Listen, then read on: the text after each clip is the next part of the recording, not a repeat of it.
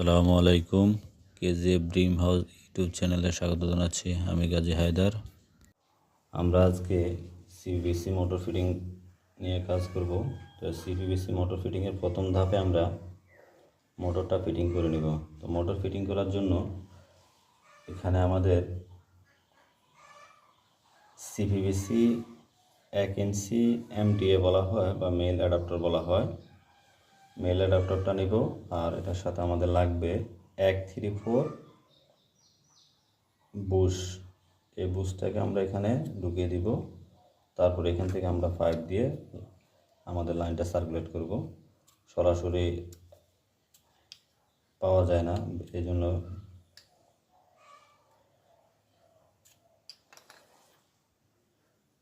তো আমরা প্রথমে সিপিভিসি গাম দিয়ে এটাকে এটার মধ্যে ঢুকিয়ে দিব।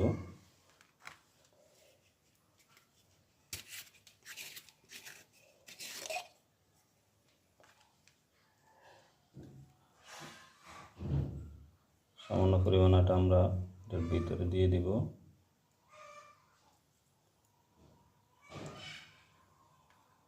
আর একটু আটা আমরা এটার গায়ে লাগিয়ে দিব।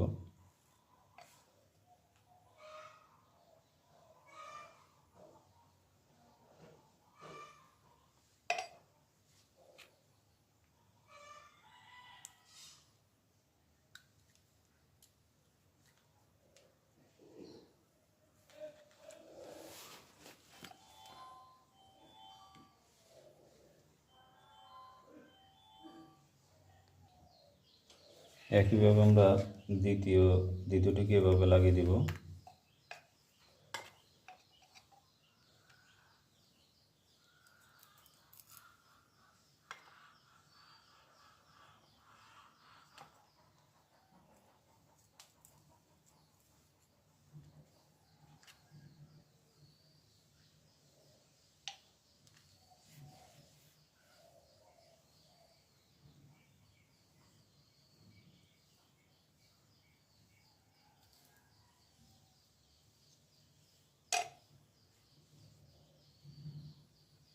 এটার সাথে সাথে প্রেস করতে হবে, না হলে এটা টাইট হয়ে যাবে।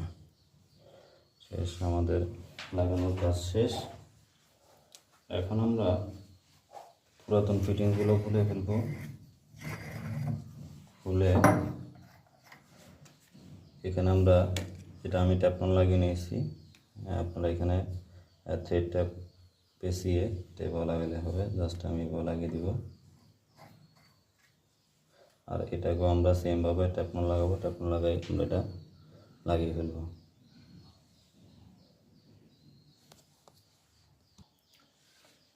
একইভাবে আমরা এটাকেও এভাবে লাগিয়ে দিব। লাগিয়ে দেওয়ার পর আমাদের প্রাথমিক ধাপের কাজ শেষ।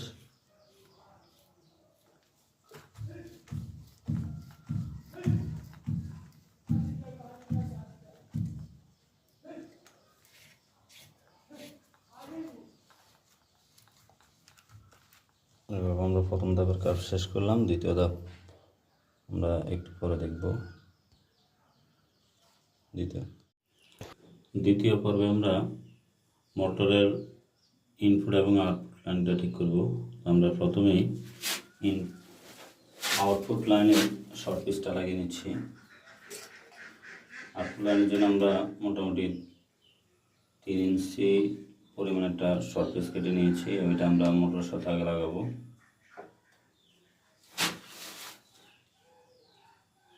এখানে একটু আঠা দিয়ে দেব, ভিতরে একটু আঠা দিয়ে দেব।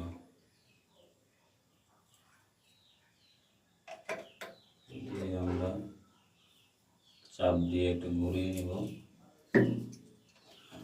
লাগানো শেষ।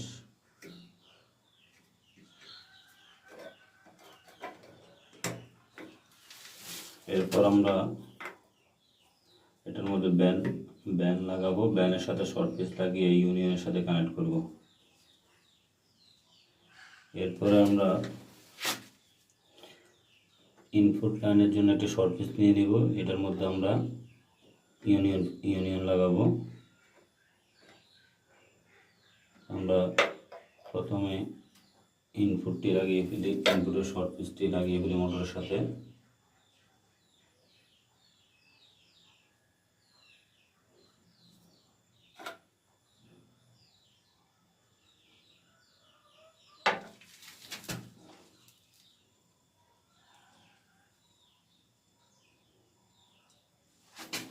সুবিধার্থে আমরা মোটরটিকে এদিকে ঘুরিয়ে নিই, তাহলে আমরা দেখতে পারবো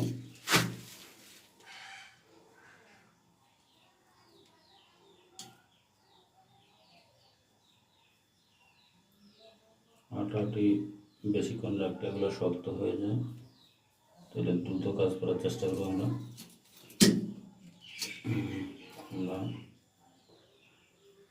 ইনপুট লাইনে শর্ট পিসটি লাগিয়ে ফেললাম। এরপর আমরা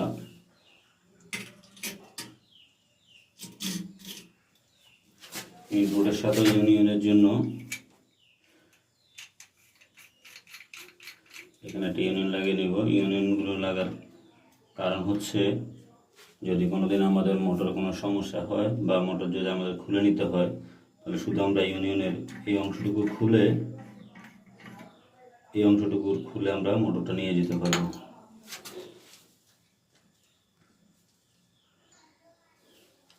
এখন আমরা ইউনিয়নের একটি প্রান্ত ইনপুটের শর্ট পেজের সাথে লাগিয়ে দিব।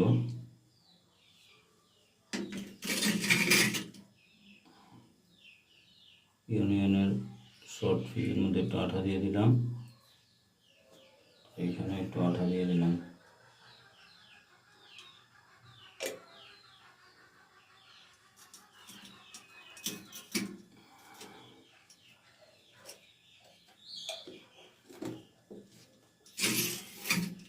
এখন আমরা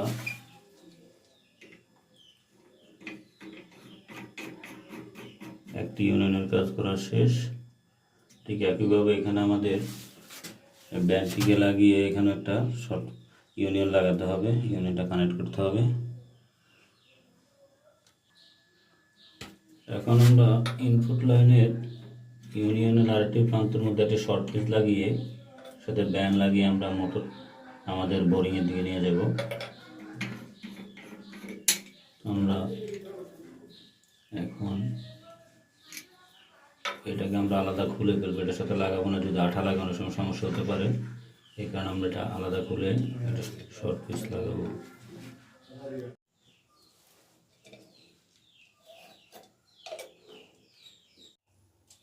আমাদের মোটর থেকে বোরিংয়ের দিকে যে পাইপটি যাবে, এই পাইপটি এখানে ব্যান হবে। তো আমাদের এখানে 39.5 ইঞ্চি আছে, আমরা 39.5 ইঞ্চি একটি পাইপ কেটে নিব। আমরা পাইপটি আগে কেটে নিয়েছি, এবং এটার সাথে আঠা লাগিয়ে আমরা এটাকে মোটরের সাথে এবং বোরিংয়ের পাইপটা যেতে দিকে যাবে বোরিংয়ের পাইপের সাথে কানেক্ট করে দিব।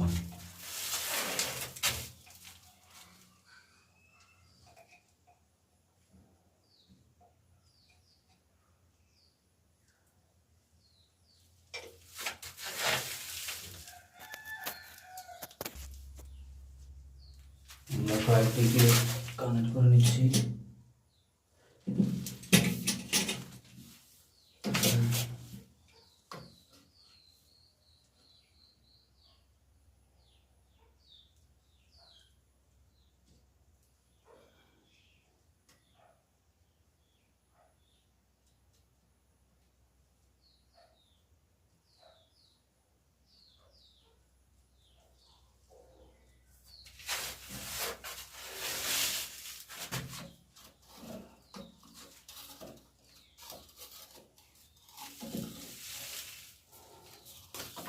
এরপর আমরা এটার সাথে এই ব্যান্ডটিকে কানেক্ট করে নিতে হবে।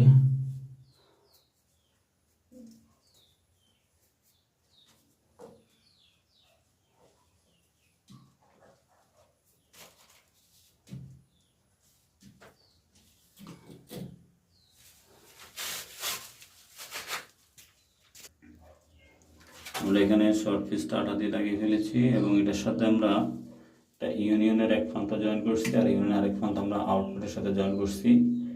এটার কারণ হলো, যদি কোনো সময় আমাদের মোটরের সমস্যা হয়, তাহলে আমাদের এই ইনপুটের এই ইউনিয়নটি এবং আউটপুটের এই ইউনিয়নটি দুটো খুলে আমরা মোটরটা সরাই ফেলতে পারবো, আমাদের পাইপের কোনো ক্ষতি হবে না।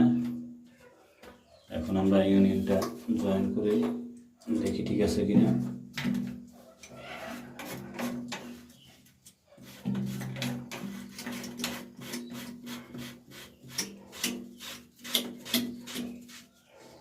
আমাদের ইউনিটি ঠিক আছে, আমাদের মোটর এখানে আমাদের কাজ শেষ।